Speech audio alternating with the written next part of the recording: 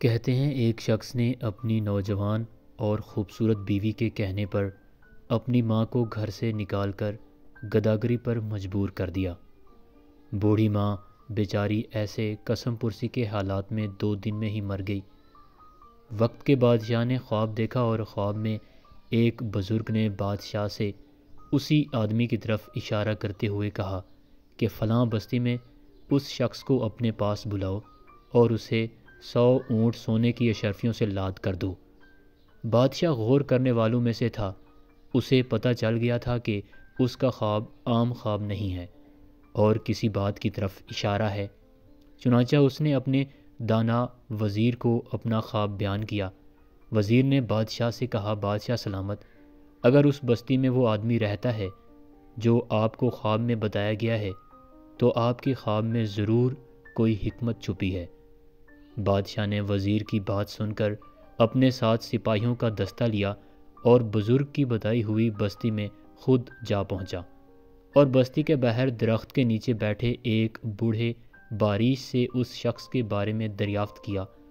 اس بوڑھے نے بادشاہ سے کہا، وہ کوئی اچھا انسان نہیں ہے، وہ اپنی ماں پر ظلم کرتا تھا اور اس کے ظلموں کی تاب نہ لاتے ہوئے اس کی بوڑھی ماں دنیا سے رخصت ہو گئی۔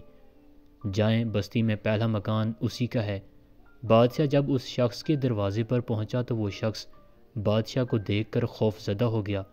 اسے لگا کہ بادشاہ اب اسے اس کے اعمالوں کی سزا دے گا، مگر بادشاہ اسے اپنے ساتھ محل لے آیا اور اسے 100 اونٹ سونے کی اشرفیوں سے لاد کر انعام کے طور پر دیے، جنہیں پا کر ظالم کی تو لاٹری لگ گئی۔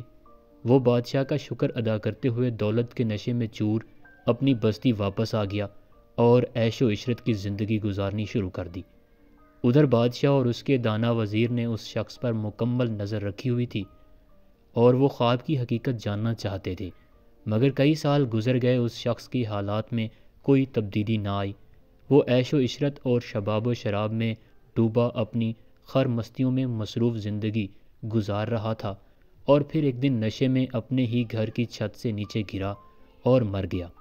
بادشاہ کو جب اس کے مرنے کی خبر ملی تو وہ واپس اس شخص کی بستی میں گیا اور پھر بستی کے باہر درخت کے نیچے اسی بوڑھے باریش سے ملا جس نے اسے اس شخص کا پتہ بتایا تھا۔